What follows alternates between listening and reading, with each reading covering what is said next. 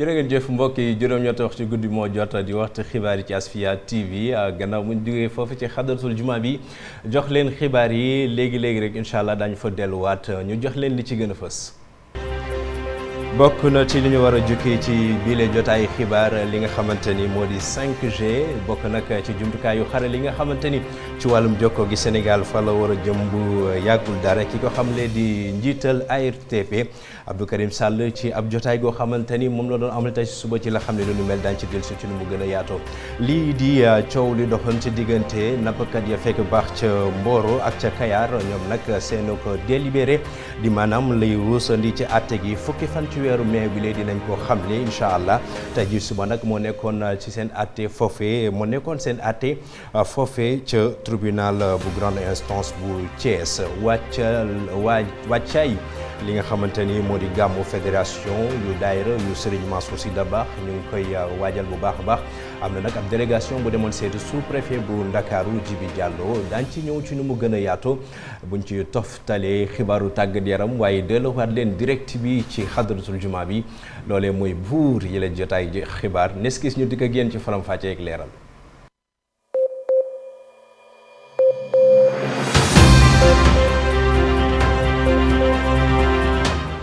mbokk yi ñu ngi leen di ziar ci àjjuma gi di rafetlu seen ànd ak teewlu Asfiya ngir am fi ngën ngi xibaar yi dañ koy tàmbalee ak ni mu leen ko junjee ci bopp bi ñeel li nga xam ni moo di coow gi doxoon ci diggante nappkat ya fekk baax ca Kayar ak ca Mboro ñoom ji nag tey ji suba mu nekkoon seen atte waaye la cay génn di dogal di maanaam délibéré dinañ ko xamle fukki fan ci weeru mai bi lee ci lañ koy siwal bu ñu sukkandikoo nag ci seen avocat ñoom ñi nga xamante ni ñoo di nappkat yooyu leen nag fi mu ne nii daanaka ñu ngi nekk di xaar li nga xam ne moo di dogal li wàcc waaye bu ñu sukkandikoo itam ci ki yore kàddu kuréel gi sekk mboolee mi nappkat yooyu fekk baax foofee ca Mboro sur Mer di wuyoo ci turu Ahmed Diop fi mu ne nii jàmm rek lañ bëgg ndax gannaaw ay jàmm ñu ànd teewlu leen. àtt na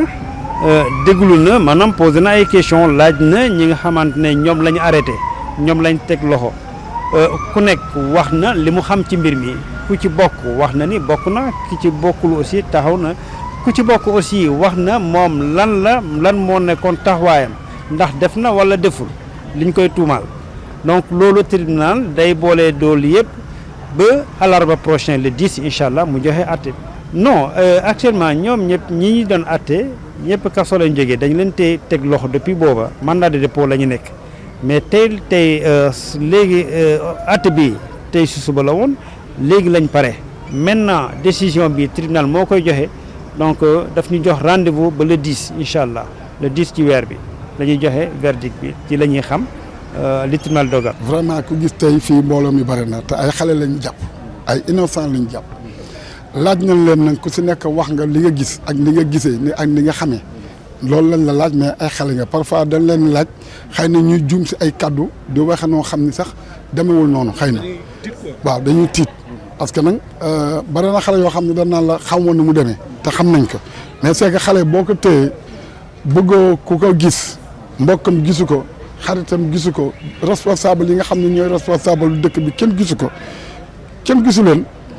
bon boo leen bëggee indi tribunal bi nii mu bëree nit diñ leen laaj loo xam ne xam nañ ko sax war ko wax duñ ko wax. waaw ñun bu doon suñu sogoo xale yi ñu bàyyi leen ñu ñibbi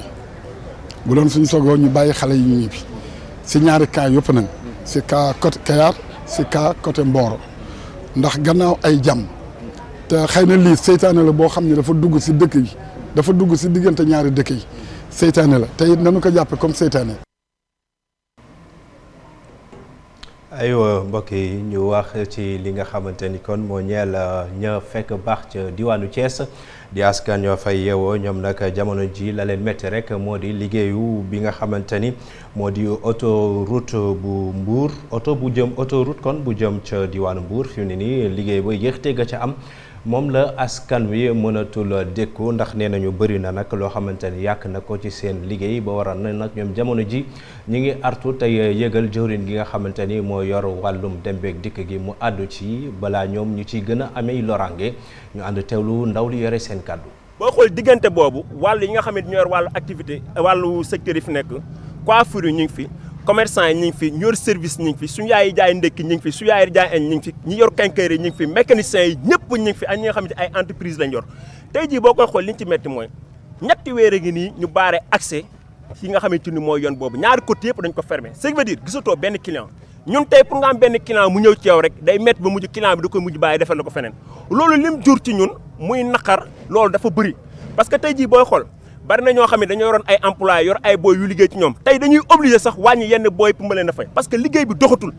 parce que liggéey booy liggéey ci wàllu commerce zone bi nga nekk kat zone bi nga nekk zone boobu au moins nit ñi da ngay ñëw di leen gis mais buñ baaree zone bi ñetti weeru yàlla oto du dugg oto du génn nit sax buy ñëw tey fañ koy wàcce pour mu dox ñëw sa place sax day mujj day bàyyi te tey boobu ba léegi li ci gën a métti mooy suñ mbokk mécaniciens yi oto yi ñu doon defar bari na ñoo xamante ni ay ndaw lañ yuy liggéey ci atelier mécanicien yi defar ay oto wala dara mais ñooñee tey ji duñ gis oto pour ñu am fuñ teg gaare seen oto defar ko sax problème lay jur ça veut dire que c'est un problème boo xamante ni dafa doy waar te biir problème bi boo joxoo liñ ci gën a métti tax ñu ñëw mooy dañoo toog ñu ne ñun ñi kat wax dëgg yàlla ci réew mi lañ nekk ay Sénégal di fay suñuy taxe fay suñuy impôt lépp luñ sëkk a joon ñu ngi koy def ñu xool ni bañ ko tàmbalee ba léegi leen rek lañ ci am dañoo xëy ñu ni suba dañuy tàmbali travaux yi loolu lañ ci am amuñu benn notification écrite bu ñu indil ni ñu lii ak lii lay am kañ la ñuy tàmbali amuñu loolu dañ ñu woon un mois lay duré ñetti weeru yàllaa ngi nii ñu tëj accès bi tëj voie bi ñun liñ bëgg lenn rek la mooy dañuy interpeller ki nga xamante ni mooy monsieur Mansour Faye le ministre concerné interpeller le président de la République parce que ay citoyens lañ nag kon nag li ñu bëgg juste que mooy képp koo xamante ni yow autorité nga nekk Thiès ngay responsable concerné li ñu bëgg mooy que ñëpp jël seen responsabilité am na foo xamante ne bëgguñu fa àgg. ñi ñoom jafe-jafe gu ñu amoon aju ci wàllu am daara gu ñuy yóbbu seeni ndongo fi mu ne nii saafara nañ ko moo di commune bu Taïba Ndiaye ñoom nag lu toll ci ñaar fukk ci ay millions kon ñeent fukk ci ay millions la ñu dajale def ko ci boobu lekk projet bi nga xamante ni nag moo aju ci tabax fa ab collège d'enseignement moyen boo xam ni xale yi fekk baax ca gox ga daañ fa mun a amal seenug njàng bu ñu sukkandikoo nag ci jaraafu gox ba lii dafa nekk loo xamante ni fa mu accès mooy fakk askan wi gën a soxla moom mii di Assane Ndiaye moo xam ne lu nu mel ci suñu micro ndaw ba ñëw teewal ca diwaanu Tivaouane di Pape Ndongo. ni ma ko waxee ci sama discours jafe-jafe yu bëri dina ko fang ndax bi ci jëkk élèves yi koo xamee ni nii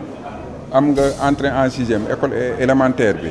dañuy xalaat yóbbu la Tivaouane wala Thiès wala Taïba Ndiaye njàqare lay doon ci parents d'élèves bi waaye bi mu amee ñu ni kon léegi mën nañoo toog fii bu ñu jógee ci élémentaire bi dem ba troisième te ñi nga xalaat bu ñu àggee troisième xañ na balaa booba ñu amaat beneen jéego boo xam ne dañ koy ériger en lycée beneen jàq-jàq yi élèves yi ñu bëri bàyyi nañu jàng ndax boo ñëwee ñu orienté la Tivaouane nga nekk ci condition yoo xam ne condition yu jafe la mënoo jàng mënoo def lu am solo am na ñoo xam ne dañuy jàng ba yàgg sax ñu couper courant wane ne dañuy consommer courant léegi nag ku nekk ci sa kër nekk say parents yaakaar naa ni loolu du la dal donc xale yi distance yi ñu doon def bàyyi nañ ko condition yu jafe yi nga xam ne am nañ ko ci yeneen dëkk yi également bàyyi nañ ko ba pare collège de proximité la effectif yi du bari lool donc xam nga boo jëlee ab salle de classe mu nekk ay 30-40 élèves yooyu yaakaar naa professeurs yi war nañ ko mën a maîtriser donc loolu tamit également lu am solo la ñun ñi nga xam ne ñu dëkk ay Tivaouane wala ñu dëkk Taïba Ndiaye nga xam ni foofu lañ daan orienté xale yi da ngay gis kenn ci kër goo xam ne ak góorgóorlu rek la mais du mën a gàntu ay mbokkam ñaar fukki élèves nekk ci këram di jàng ci biir Tivaouane loolu yëpp jeex na tey bon ma wax la ne la en tout cas économiquement sax CEM bi dafa am njëriñ boo xam ne mi ngi ko fi joué bi ci des itam effectif yi bariwuñu commodité yëpp am na fi ñu ngi prôné vers les enseignements de sciences kon nag yaakaar naa ni ay pépinières yoo xam ne dañ leen di former en sciences bu baax ñu gëm ko man ko daañu mën a génn fii ci CEM bu Thialé. maa ngi leen ko doon junj ci bopp xibaar yi wàccaayu gàmmu fédération daayira yu Serigne Mansour Sy Dabakh fi mu ne nii nag li nga xam ne moo di wàccaay mu ngi wéy bu baax a baax ndax demoon nañu seeti sous préfet bu Ndakaaru di Djibi Diallo yéen a koy gis noonu ci image yi mu nekk délégation boo xamante ni nag ki ko jiite rek di Serigne Cheikh Oumar Sy bu Serigne Maodo Sy Dabakh ñoom ñoo demoon teewal fa kilifa gi di Serigne Mansour Sy Dabakh ak mboolem njabootu Seydil Hadji Malick ngir waxtaanee wàccaay ñoom nag am nañ ci mbégte bu baax ak baax gannaaw seen jotaay googu leen ndax kilifa gi di sous-préfet bu Ndakaaru Djibi Diallo xamal na leen ni lépp luy matuwaay bu war a dem ci google gàmmu dinañ ko ci def ba mu mat sëkk ca jotaay ba nag ba nga xamante ni jóge nañ ca moom kii di sous-préfet bu Ndakaaru jot na wax ci actualité ñeel li nga xamante ni moo di tabax ndax xam ngeen ni bu yàggul dara am na jéeyu ju xew ca Parcelles Assainies ab bâtiment bu màbb ba am ay ñaari nit ñu sa ñàkk seen bakkan li nga xamante ni nag moom la xam ne moom sous-préfet bi moo di ñoom amuñu dogalab daaneel bâtiment waaye nit ñi ñoo war a xool bu baax bâtiment yi ak dëkkuwaay gi laata ñu ciy dugg ñu xool naka lañ ko war a jëfandikoo ndax yemm na ci ñu dëkk fam déet rawatina jamono joo xamante ni kon ñu ngi waajal nawet gi ñu gën a xoolaat bu baax lii di dëkkuwaay yi ngir mën a moytandiku musiba yu mel sous-préfet bu Dakaru di kii di Djibi Diallo sekk nag waxtaan ak suñu ndaw Oumar Fall. bâtiment yi bi ñu koy tabax la plupart du temps nekkuloon déjà ay bâtiment yu ñu concevoir comme ay immeuble waaye nit ñi bare ak ni ñu concentré économie bi fii ci Dakar tax na ba ñëpp ut si Dakar te kan amul foo dëkk ñenn ñi ngi transformé bâtiment yi en immeuble te duñu respecté norme sécurité yi loolu mokk na benn aspect benn aspect bi am na ñu bëgg dëkk Dakar de telle sorte que fu ñu am dëkk lu ñu jot dëkk ca donc ku am sa njaboot dugal leen fi nga xamante ne fi wóor na la tey yaa ngi seen asamaan si man gëm naa ne gëm naa ne yaa ma gën a gëm yàlla ku am tamit sa bâtiment bu bon di ko loué ngir am ci xaalis yow kii loué ak ki ñu loué yéen a bokk même responsabilité ñun nag li ñu mën a xam mooy que ne texte yi ñu actuellement permettul sous-préfet mu ñëw daaneel këru jaambur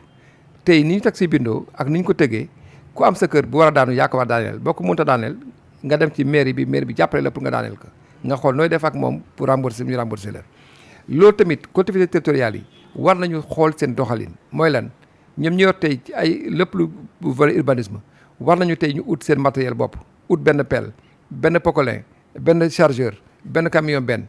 bu ñu daanelee kër yi ñu mën a jël gravaay yi yóbbu ko sànni ko loolu du pertement parce que li ngay jënd dina créer emploi pour jeunes yi ba pare yow ba bëggee daaneel di nga daaneel sa bâtiment ni nga ko bëggee jàppale sa population ñu rembourser la ensuite matériel boobu mu nga ko mettre en location feneen pour mu andi la ay recette donc affaire bi il faut nga ma am un choix politique joxe ay sukkaru koor am na solo joxe vraiment ay xar am na solo mais la vie humaine moo priorité pour le moment. beneen bi ci tegu mooy que ne la prise de conscience tey ñu ngi jëm ci hivernage am na ñoo xam ne kër yi baaxuñu waruñu xaar ba état ñëw forcer nit pour mu génn di nga war a xam que ne lii sa njaboot la sa responsabilité pour nga aar leen ci yow la engagé nga bañ a dugg ci détail yooyu parce que Dakar moo nekk loo xamante ne tey ñëpp mënuñoo dëkk Dakar man je préfère ñu dëkk Tambacounda nekk si jàmm que dëkk Dakar fekk nekkoo si jàmm. beneen bi ci tegu mooy que nañu seetaat ñu respecter le nombre de construction pour ñu mën a xam naka la ñuy taxawee bu loolu amee rek yaakaar naa incha allahu rabi dañ ci mën a ànd.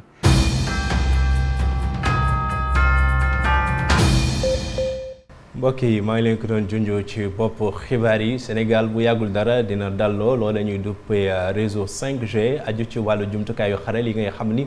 dinañ ko jëfandikoo ci wooteek wuyu ki xam ne nu mel di jëwriñ ji jiite foofee di ARTP di kër gi ñu tënk wàllum lépp lu aju ci wàllum jokkaloo gi ak wàllum poste moom Abdou Karim Sall nag mu ngi ko xamle ci ab jotaay bu yaatu goo xamante ni sekkoon nañ ko tey suba ak yenn ci seen i partenaires ak i tamit taskatu xabaar yi ndax xam ngeen ni jamono ji dafa tombeek ayu bés bi nga xamante ni moom la ñu jagleel lépp lu aju ci liberté de la presse ak lu nu mel lii nag di aju di dikk kon ci jamono goo xamante ni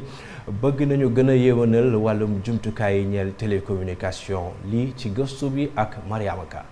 gannaaw réseau 4G Sénégal dina jàll ci réseau 5G bi la information ki ko xamle moo di njiital ARTP. moo tax ñu ngi liggéey ci fexe ba li nga xam ne moom mooy sénégalais yi à travers les opérateurs de télécommunication pour ñu am ouvert au public. pour ñu am li nga xam ne moom mooy la 5G incha allah avant le 31 bëgg nañu avant le 31 juillet bëgg nañu opérateur bu nekk opérateur yi am seen 5G. ñoo ngi liggéey tamit ngir Sénégal am li nga xamante ne mooy benn réseau waaye tamit ñu sécuriser réseau bii di réseau Sonatel. opérateur bi la habilité foo dem. su amee couverture rek quel que soit l'opérateur qui couvre yow nga mën a communiquer nga mën a recevoir say appel nga mën a connecté wu internet projet boobu incha allah le 17 bii di ñëw mooy journée des télécoms dañu bëgg a def li nga xam ne moom mooy lancement compte à rebours bi pour que incha allah ci weer yi di ñëw pour que loolu nekk effectif au Sénégal. ARTP doon amal juróom-benneelu édition moom forum de partage et d'échange thème bu ñu taamu ren jile di autorité administrative indépendante doon wone solos ARTP. mbokk yi amoon nañ mbégte digtal leen yile xibaar fii lay jaaree buur waaye des leen di ànd ak ñun léegi dañuy delluwaat ca jàmm gën jox leen seen jotaay xadaratul juma ak waa abnaaw xadaratu tijaan yi ngeen wëy ak guddi gi jërë ngeen jëf rédaction bi amoon mbégte dox leen xibaar yi di leen jox daje ëllëg ak jàmm waaye di jaajëfal régie ci wàllu jàppandal gi ba ëllëg ak jàmm ngeen di am jàmm ñu fanaan ak jàmm.